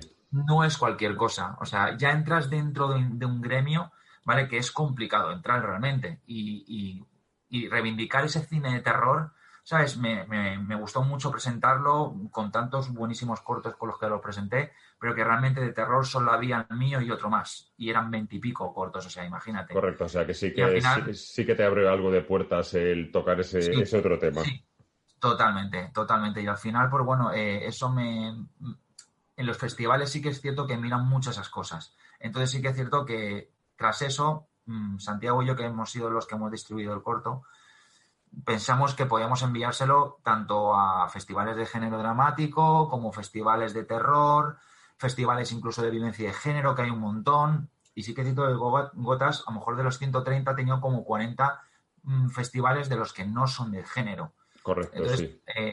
abrirte ese mundo está muy guay. ¿Por qué? Porque conoces a gente nueva, conoces profesionales nuevos, conoces otro estilo de cine, otra mentalidad. Es totalmente diferente el género de terror, de la mentalidad nuestra de género de terror, a la gente que hace cine pues más experimental, más Sí. dramático, más... Es otro mundo. Te abre Pero, otro bueno, mundo. Te abre sí, otro sí. mundo, claro, porque al fin y al cabo en las convenciones, festivales y demás de cine de terror siempre somos los mismos los que estamos, los mismos directores, Sí, los mismos sí. podcasters, los mismos Sí, festivales, lo mismo todo. Total, Somos total. como una pequeña familia. Sí, somos una piña. Sí, sí. Bueno, antes de seguir, quiero recomendarle a nuestros oyentes que como el corto está en abierto, porque yo hoy lo he vuelto a ver, el corto está en abierto en Vimeo y en algún sitio más. Sí, está ahora mismo en Vimeo y está también dentro de la antología que es A Night of Horror, que es una antología dirigida por Nicolas Onetti y producida por Black Mandala, ¿vale? En la que nos seleccionaron el corto porque, bueno, les gustó mucho. Y está dentro de esa antología, es una especie de creep show, ¿vale? Vale. Con un hilo conductor que va contando historias. Gota es una historia de ellas y ya también la podéis ver, esta película está en Dark, en el canal Dark. Y está en también está en Movistar. Vale, más que nada, esto Movistar. siempre... Perdona, dime, el Movistar. Nada, está en Movistar y ya está. En Movistar Dark de momento y se llama A Night of Horror. Vale, Nightmare siempre quiero en el programa, en Más de Mil Gritos, siempre quiero analizar un corto que esté en abierto por tener la oportunidad de invitar a los oyentes a que lo vean. Sí, y si no lo totalmente. habéis visto, es el momento de darle la pausa al podcast, ver el corto y continuar, más que nada. Y volver. Ahora vamos a ir a analizar el corto en sí y Sí. podemos contar algún spoiler, ya que el corto está en Sí. abierto, pero recomendamos antes de seguir que lo veáis, ¿vale? Perfecto. Entonces, vamos a ir a ello. Mira, yo una de las cosas que me atrajo mucho, yo tuve el honor de ver este corto pues casi al principio de su distribución para poder hacer la reseña para mi blog, que entonces no existía este podcast. Y bueno, a mí hay dos cosas que me llamaron muchísimo la atención de entrada en el corto, sobre todo pues conociendo tu trabajo. Uno, el juego de espejos que haces desde un principio, que creo que es una declaración de intereses de ese reflejo de la sociedad, creo que está muy buscado y muy bien hilado. Uh-huh. No es nada fácil trabajar con esos ambientes. Y luego la iluminación, que creo que también la iluminación es, para mí, cuando lo vi, era como un actor más. No sé si estás de acuerdo. Estoy totalmente... Bueno, fue una preparación bastante complicada porque queríamos una realización diferente, no solo por mi parte, sino, por ejemplo, por Daniel Borbujo, que ha sido el director de fotografía, Roberto H.G., que ha sido el editor de sonido y el que ha creado el sonido del corto. Queríamos que todo fuera una unidad. Es decir, que tú cuando ves el corto no solo brillan los actores y la puesta en escena, sino que brillara todo lo que tienes alrededor, que te inunde esa imagen, que te inunde ese mundo. ¿Sabes? Eso es lo que queríamos desde el principio. También puso una regla muy básica, bueno, para mí totalmente básica en un corto, que es cada plano que muestres tiene que contar algo. No hay ni un plano en Gotas que se quede en el tintero. Es decir, tiene que haber planos que me cuente información, que me cuente cosas. Sí, pues... Ocurra la puesta en escena en el mismo plano. Entonces sí que es cierto que aquí, por ejemplo, si te das cuenta, Yorgon Adai, que fue mi anterior, y en Gotas, Yorgon Adai es un montaje súper picado, súper muy frenético, y Gotas es totalmente lo contrario, es más pausado, es un corto que necesita tiempo, tienes que valorarlo muy bien, te tienes que dar mucha cuenta de todos los detalles que tienes detrás de esta historia.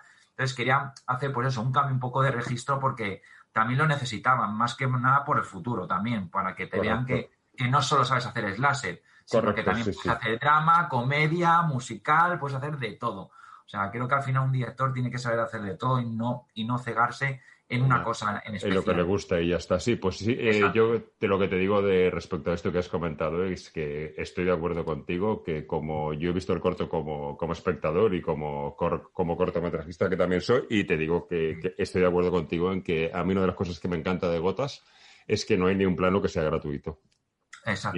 Ni un plano, ni un encuadre. Eso es lo que buscábamos. Exacto. Pues lo has conseguido, lo conseguiste, vamos. ¿Sabes qué pasa? Que también el guión de Santi está tan trabajado y cuando yo lo leí me causó tanta impresión que digo, joder, tengo que estar a la altura del guión de Santiago. O sea, es que era muy complicado. O sea, el guión de Santi realmente le puedes dar varias lecturas, pero darle ese toque que él quería también, porque al final yo también le tengo mucho en cuenta. Al final él también ha sido productor dentro del corto, me ayuda mucho a la distribución. Vamos, es el creador realmente de Gotas. Yo soy también creador con él, pero realmente es él que ha dado forma a la historia. Sí. Entonces, al final, pues tienes como una deuda pendiente con esa persona de que le guste también, porque para mí es importante que mi equipo esté contento con el resultado. Eso es imprescindible para cualquier director. Sí, eso es imprescindible. Sí. Tú tienes la última palabra, pero todos tienen que estar contentos con el resultado.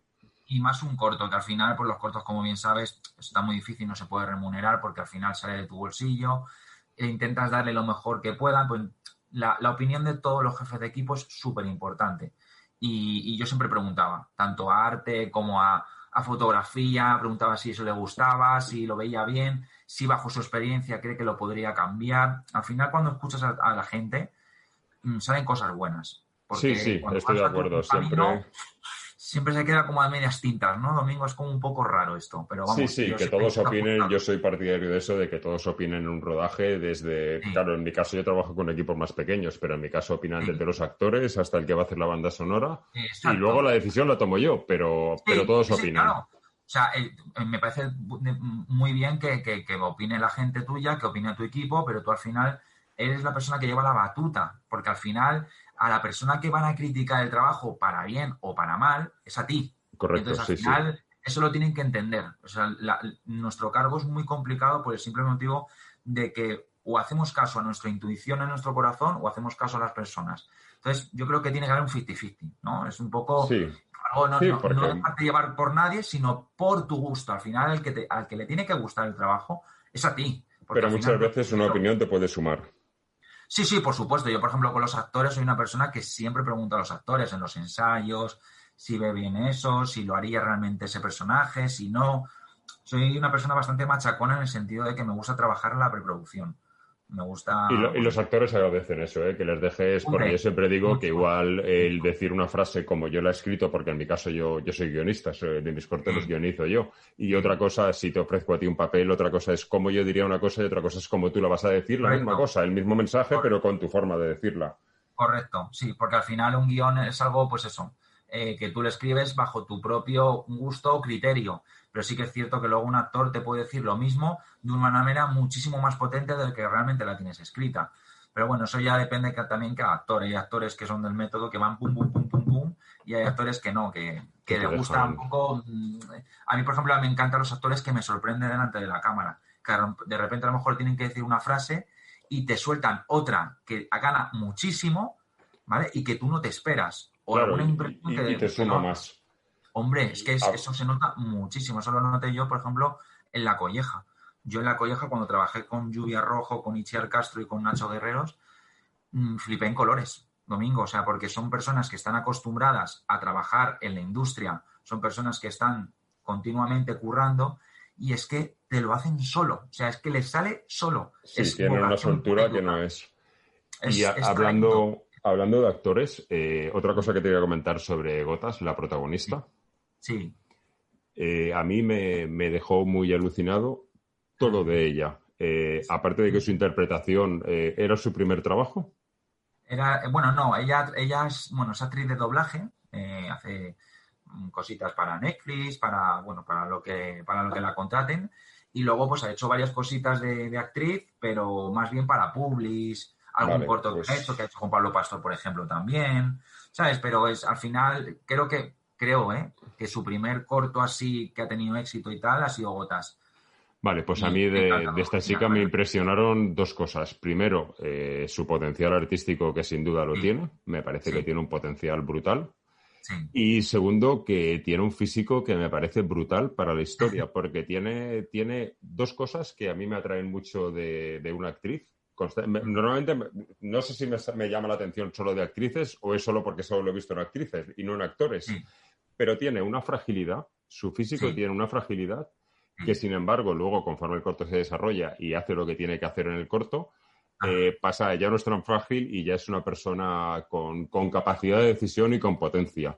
Con luchar, sí, Y sabe interpretar las dos cosas. Y a mí me recordó un poco en eso, en ese tipo de evolución del personaje, algo que comentamos en un podcast anterior hablando de Tesis. Me recordó un poco a la fragilidad de Ana Torrent en Tesis y cómo luego evoluciona a ser algo más brutal. Total, sí, a mí me encantan las películas que los personajes evolucionan. Al final, por ejemplo, a mí las películas de los 70, los 80, por ejemplo, los giallos italianos, hacen mucho eso, desarrollan esos personajes, empiezan de una manera y acaban siendo de otra manera al final de la peli. Y es como, esto es lo que me gusta de realmente una película, no que sean lineales. Que claro, que esté todo vendido ya desde el principio. Claro, exacto. Al final, bueno, el cine comercial se guiña mucho se guía mucho en eso porque al final lo que tiene que hacer es vender. Les da igual todo lo demás. Pero sí que es cierto que las películas de personajes me cautivan mucho más. Y en el personaje de Marina Romero me impactó mucho eso. Que yo cuando la conocí dije, esta es nuestra protagonista. Es ella. O sea, me la presentó Pablo Pastor, el director, y me quedé flipado con ella. Aparte es una buenísima persona y también es buenísima actriz y me lo puso muy fácil y también es muy exigente, ¿eh? Es una chica que se exige mucho a sí mismo y a mí me mola mucho la gente que da caña también. Y creo que Marina es una profesional de las pies a la cabeza, vamos, y lo habéis visto, vaya, en el corto. O sea, que sí, lo es. Se demuestra en pantalla, vaya. Se demuestra, sí, no hay nada que vender sobre ella porque lo demuestra en su potencial como actriz y en cómo evoluciona ese personaje. Totalmente. Y ya te digo, el corto también me parece que la unión que tiene, lo que hemos comentado, la unión de 1, personajes, 2, fotografía, 3, encuadres, dirección, banda sonora. Date cuenta que ni siquiera me planteo algo como La criatura. No me parece algo excesivamente importante en el corto y es muy impactante, pero tiene tantas cosas el corto buenas que dejan a La criatura un poco de lado. Sí, es como La criatura al final es el reflejo de los miedos de nuestra protagonista. Es como un elemento más, ¿no? Como puede ser la casa, como puede ser las luces rojas que la atacan. ¿Sabes? Todo en ese mundo es algo que resulta amenazante, ¿no? No solo el monstruo. Al final lo que queremos crear es ese ambiente de no sabes lo que te va a pasar en ningún momento. Y la criatura pues es ese marco de terror dentro de una historia dramática. Realmente es como, pues eso. Bueno, y te has sentido excesivamente a gusto por lo que veo con este trabajo, con este giro hacia lo menos fantástico, ¿no? Sí. A ver, creo que llega una edad, yo tengo 33 años ya y, bueno, no me considero tampoco mayor, pero no me considero un niño de cuando tenía a lo mejor 20 años y hacía Tu grito me dan risa. Entonces, al final, tu mente tiene que cambiar. O sea, al final tienes que pensar cómo lo haría una persona que te quiera contratar para el futuro. Es decir, esa persona que te quiera contratar no busca gore, porque al final el gore es algo que siempre ha sido muy serie B y las películas que realmente triunfan, pues por ejemplo Ángel Gómez ha triunfado con Voces, que no deja de ser una película de terror con un tinte social detrás. Al final traumas de familia, secretos guardados, todo eso es un drama. Lo que pasa es que lo tiñe con una película de terror, ¿vale? Que al final eso vende muchísimo. O sea, es que solo hay que ver el éxito que está teniendo. A la gente le gusta ese cine. Sí, ese cine vende. Claro, al principio tienes que hacer ese tipo de cine. Entonces yo he decidido desde Gotas hacer cada trabajo que sea totalmente diferente al anterior. O sea, con La Colleja Rumbo Films, que es mi productora, con la que curro yo siempre, me propusimos una comedia de 3 minutos, súper loca, súper Alex de la Iglesia, y me sentí súper a gusto. O sea, de hecho me parece súper fácil de rodar, porque como yo estoy acostumbrado a hacer efectos especiales, gore, no sé qué, repetir, que todo salga toma única, o sea, me resulta todo tan complicado el cine de terror que de repente hacer una comedia donde solo están los actores me parece algo muy facilillo. No me complica demasiado. Entonces me sentía a gusto, sí. ¿Quiere decir esto que tenemos ante nosotros en un futuro a un nuevo Sergio Morcillo en el que va a tirarle a todo?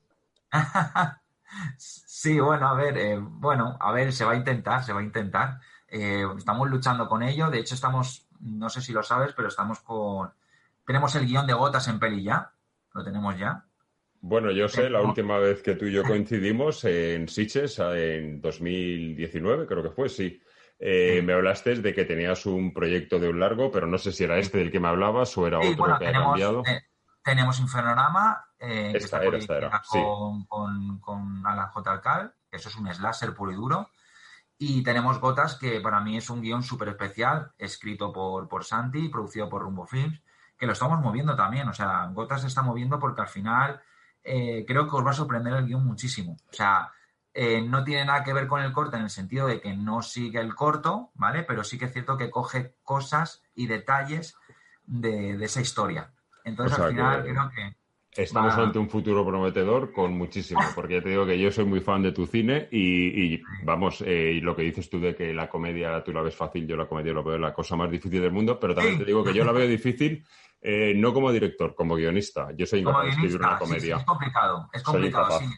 Hacer gracia es difícil. Lo que pasa es que yo soy tan payaso que cuando, no sé, que me sentí muy... También te digo que el elenco actoral que yo tuve en la Colleja no se tiene normalmente, ¿eh? O sea, que a mí me lo pusieron muy fácil realmente ellos. Sí, pero yo lo veo difícil el escribirlo porque yo soy de los que voy al cine a ver una comedia y cuando todo el cine, toda la sala se ríe, yo no me río y en la escena que nadie se ríe, yo me parto y la gente me mira diciendo, ¿este de qué se ríe?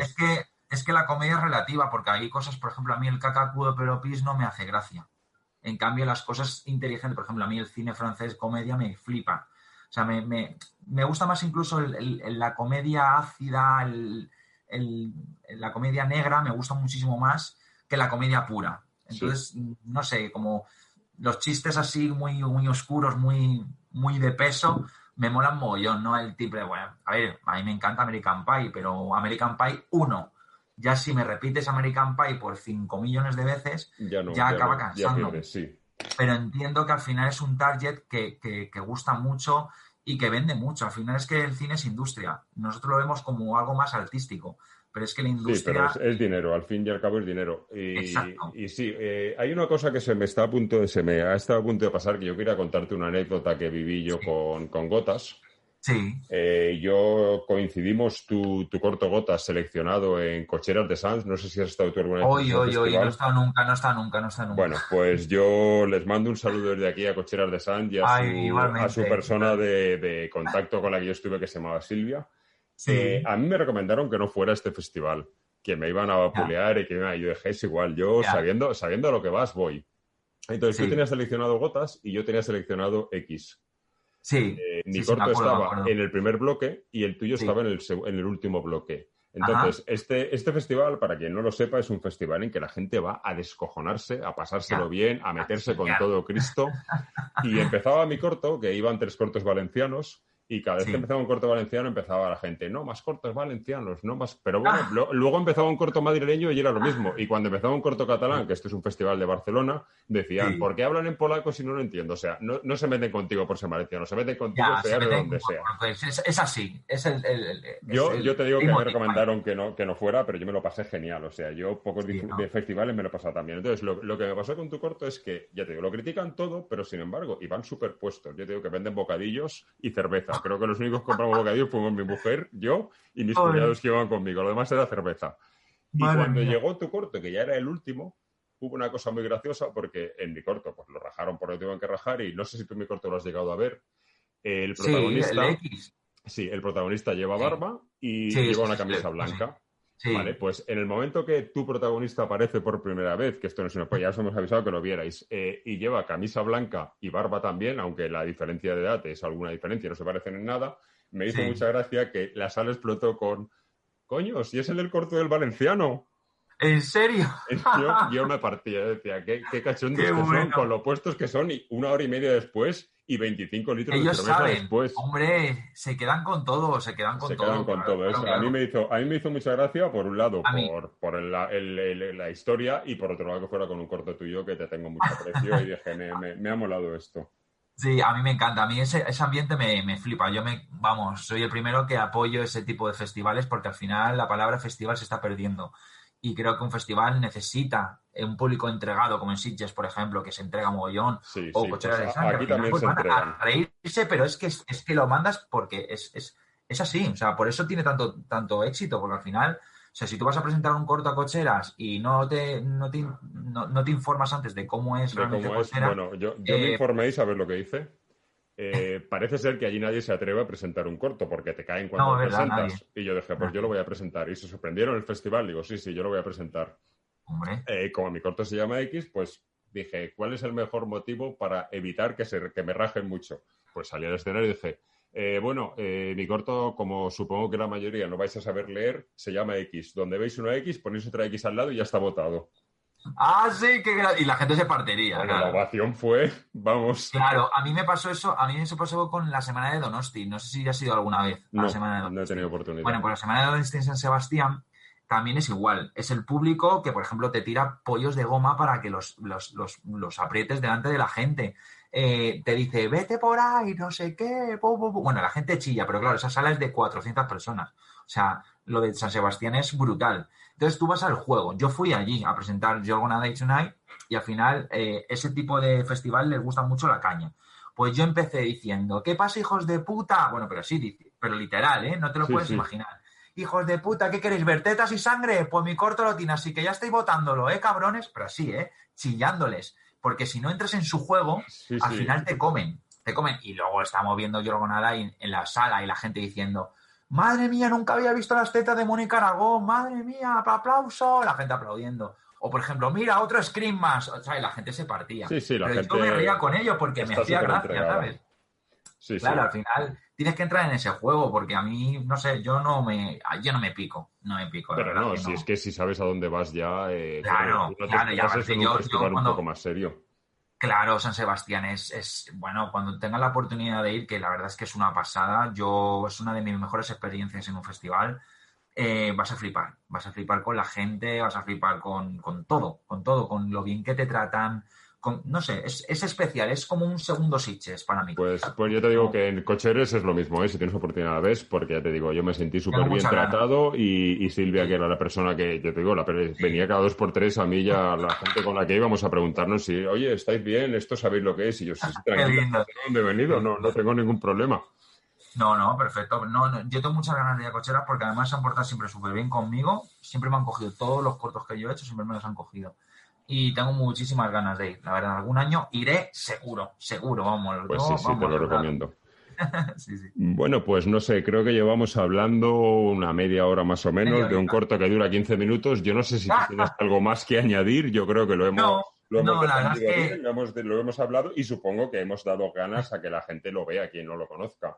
Sí, por supuesto. Yo invito a los oyentes que vean nuestra historia, que se olviden un poco de los problemas durante 15 minutos, que disfruten, que pongan el sonido alto y que se dejen llevar. La verdad es que estamos muy, muy contentos con Gotas, muy contentos, nos sigue dando alegrías 3 años después casi y bueno, esperamos que lo podáis ver pronto en formato largometraje, que todo pinta muy bien, la verdad. A mí me has dado muchas ganas, desde luego. A mí me ha apetecido mucho y tengo muchas ganas. Y lo que no te he dicho antes que este era mi segundo corto favorito de tus cortos. No te he dicho cuál era el primero.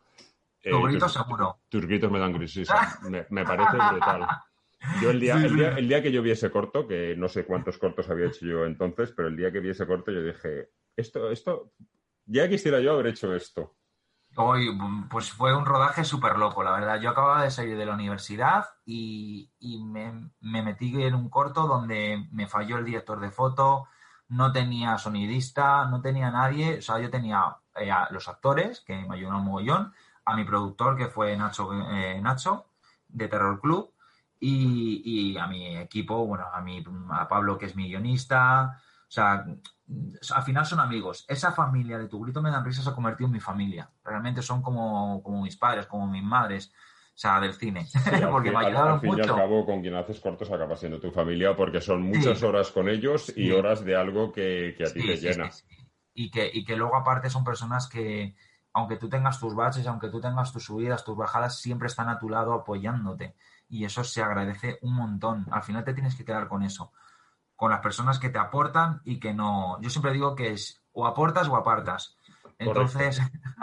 Sí, una gran frase, oye, me la quedo. Sí, eso es, o aportas o apartas. Entonces es muy importante para mí, sobre todo Tu Grito, yo tengo muy buenos recuerdos. Lógicamente, profesionalmente, el corto ya no me gusta tanto porque le saco 1000 defectos, pero también pienso que fue un corto que me dio mucho a conocer en el sentido de que tuvo 120 selecciones, 126, o sea, una pasada, casi lo mismo que Gotas. Sí. Pero claro, la competencia en ese momento no era la misma que ahora. Ahora todo el mundo puede hacer un corto con el móvil. En 2012 no todo el mundo podía acceder a eso. Entonces era muy complicado, pero vamos, yo estoy contentísimo con Tu Gritos. Le tengo un cariño especial. Bueno, yo creo que nos pasa a todos que cuando, seguramente de aquí 20 años, cuando hayas hecho 10 largometrajes y veas el corto Gotas, dirás, no me gusta tanto como aquella noche que hablaba en el programa de Gritos con Domingo. Correcto, sí. No, totalmente cierto. O sea, tu mentalidad y tu madurez cinematográfica va cambiando constantemente. O sea, yo, por ejemplo, me encantaba antes mucho más el cine gore, el cine hecho con 4 duros, y ahora me gusta más un cine más intimista, un cine más me gusta más el thriller dramático mucho más que el terror puro. O sea, sí, me sigue gustando, no te voy a decir que no, pero sí que es cierto que me fijo más en otro tipo de historias. Bueno, y cuando llegues a mi edad te gustarán cosas con las que hoy ni te plantearías verla, porque a mí me ha pasado que yo he visto películas que ni me planteaba, que con 30 años hubiera dicho, pero ¿esto qué es? Y ahora son de mis películas favoritas, como Vampire Quadecu, que a mí yo con 20 años he visto esa película y he dicho, ¿esto qué fumada es? Y ahora la Ya, sí, es que por lo que te he dicho, que los gustos van cambiando y al final pues es lo bonito del cine, también cambiar impresiones con la gente, que la gente piensa una cosa, tú piensas otra, no sé qué, y de repente pasan los años y piensas lo mismo que esa persona cuando lo hablaste en su momento. O sea, es muy heavy. Muy heavy. Sí. Pues nada, Sergio, simplemente decirte que en su día fue un placer conocerte en Sitges. Siempre que te he estado contigo en Sitges, que ha sido un par de ocasiones, ha sido un placer. Y por supuesto, ha sido un placer hablar contigo, compartir tu maravilloso trabajo. Y sí que quiero, antes de despedirte de nuestros oyentes, hacerte una pregunta que siempre hago a nuestros invitados, pues por putear un poco y poneros en un compromiso. Venga. Que me escojas una película de nuestro cine, del cine fantástico nacional, del cine fantástico español. Me da igual la época, me da igual que sea un clásico, que sea moderna, me da igual, la que tú quieras, la película que tú digas, esta película la adoro. Vale, pues a ver, de cine terror... Y solo una, que es lo que todo el mundo dice. ¿Solo una? Sí, solo una, claro. Solo una, bueno, pues Al filo del hacha. Al filo del hacha, gran selección, gran elección. Peliculón donde los haya.